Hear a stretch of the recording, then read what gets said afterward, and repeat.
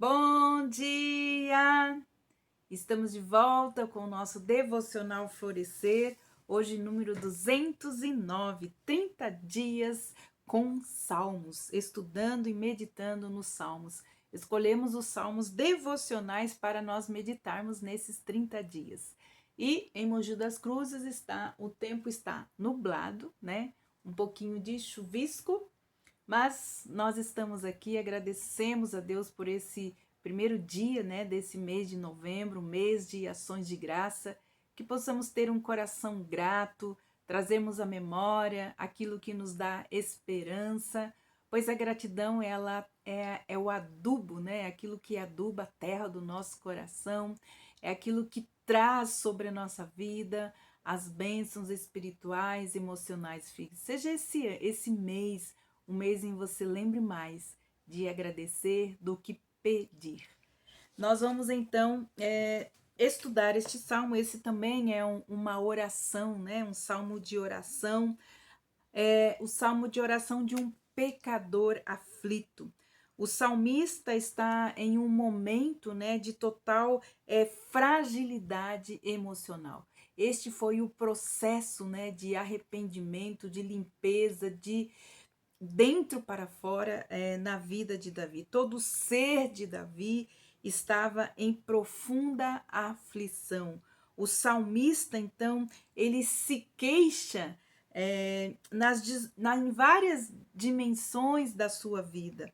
Ele fala da parte da aflição, da parte física, né, da parte biológica. Ele fala que todo o seu ser. Então nós vamos ver o versículo 3 diz assim, ó: não há parte sã na minha carne por causa da tua indignação. Não há saúde nos meus ossos por causa do meu pecado. Então aqui ele fala que o seu físico também está sendo afligido por causa do pecado e dele estar escondendo o pecado no seu coração.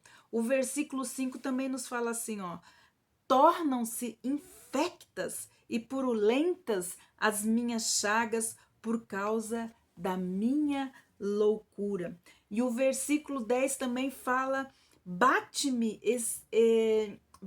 acelerado o meu coração, faltam-me forças e a luz dos meus olhos, estas mesmas já não estão comigo, não há mais vida através do seu olho. É como se ele estivesse morrendo lentamente.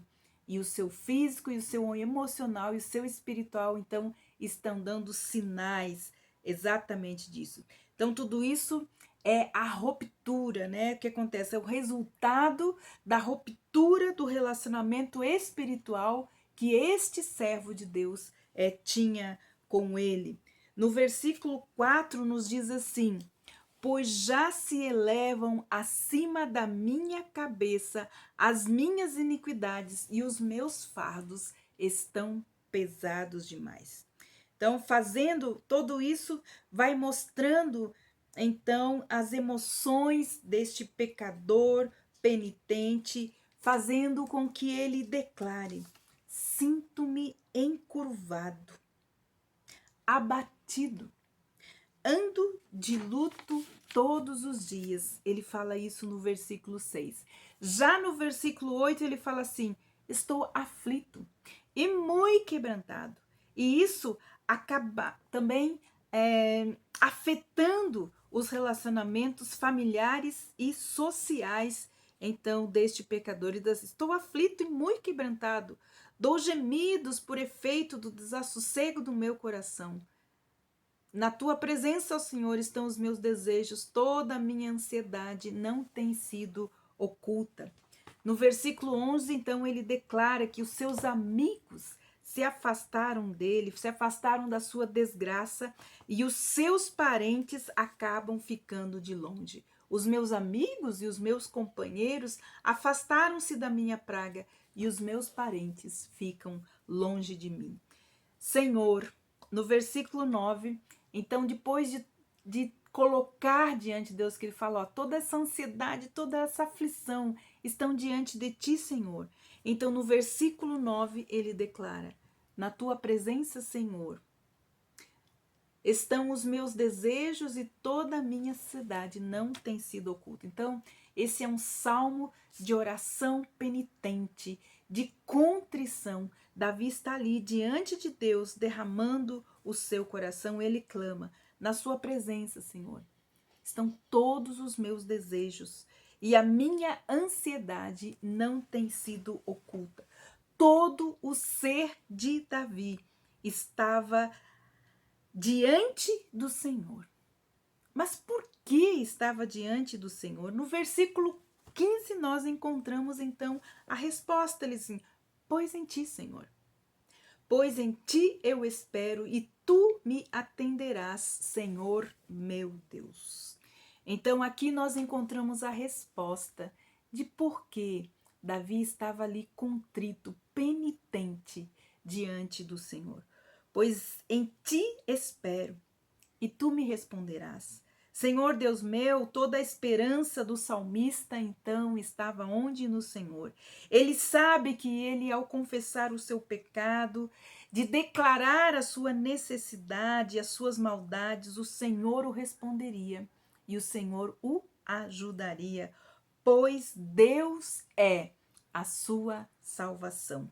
No versículo 22, nós temos então mais uma parte deste encontro de Davi. Apressa-te, Senhor, em socorrer-me, pois tu és a minha salvação. Então, ele tinha essa convicção. A resposta, então, de Davi foi buscar a Deus, porque nele estava a sua esperança e porque só havia uma pessoa que poderia retirá-lo, salvá-lo dessa situação que ele se encontrava. E isto era sua convicção. Então, ao conseguir falar com Deus em sua misericórdia, Deus provê então a sua salvação, que começa com essa tomada de consciência. Pois é o Espírito Santo de Deus que move o coração para a tristeza sobre o nosso pecado.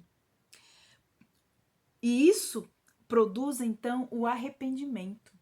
E isso também renova a nossa fé para que o amor do Pai alcance o nosso coração. Então, o que nós devemos é quando estamos sendo, então, tendo esse sentimento de culpa, essa aflição, esse sentimento de morte, porque o pecado, diz a palavra, gera a morte.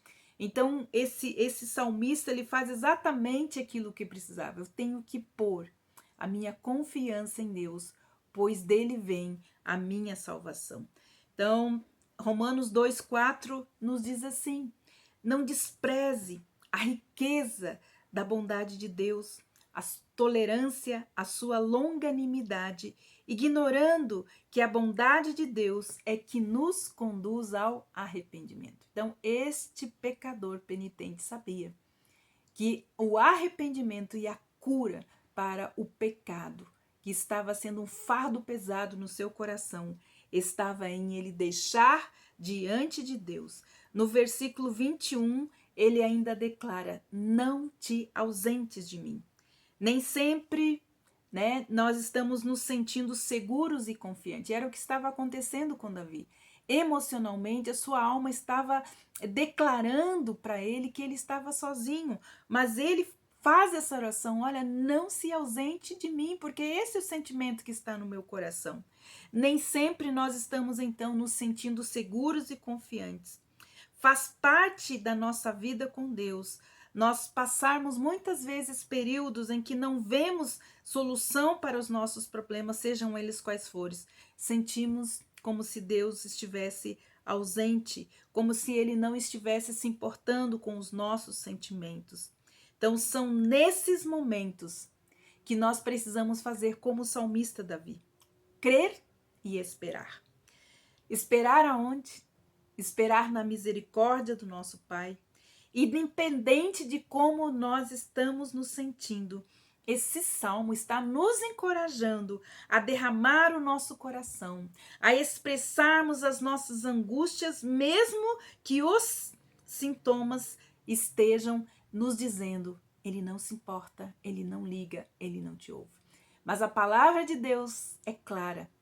Deus ouve, Deus sente e Deus vê. Então, ele está nos ouvindo. E é importante que nós façamos, então, como esse salmista Davi, né? Esse salmo é um salmo didático. Se é essa situação que está ocorrendo na sua vida, nós precisamos, então, seguir este caminho. Como Davi, encontramos o consolo no fato do que o Senhor, ele conhece as angústias do nosso coração, ele conhece o mais profundo, mais íntimo do nosso coração, ele conhece as nossas emoções, ele conhece o que sentimos e muitas vezes nós não conseguimos nem verbalizar. Mas a palavra de Deus diz que o Espírito Santo de Deus, mesmo quando a gente não sabe como se expressar diante dele e nem expressar nossos sentimentos, ele intercede por nós com gemidos inexprimíveis. Mesmo aquilo que nós não conseguimos explicar, o Espírito Santo de Deus explica. Existe uma música que diz assim: Deus de perto, Deus de longe. Tens o mundo inteiro nas tuas mãos, mas teus olhos podem ver o meu coração. Por isso eu me prosto aos teus pés e te adoro pelaquilo que tu és. Tens o mundo inteiro para cuidar, mas o teu olhar está sobre mim. Tu és Jeová Jireh, Rafá, Shalom, Shema, Nissi, Adonai e Elohim, mas o teu olhar está sobre mim. Independente de como você esteja se sentindo, eu quero que você saiba neste dia que Deus vê, que Deus ouve e que Deus sabe o que você está sentindo. Vá diante dele, derrame a sua alma e seu coração diante do Senhor e você pode ter certeza que a sua oração será respondida como foi respondida a oração do salmista Davi. Que Deus abençoe você e até amanhã. Nós vamos estar então meditando no Salmo 51. Deus te abençoe e até lá.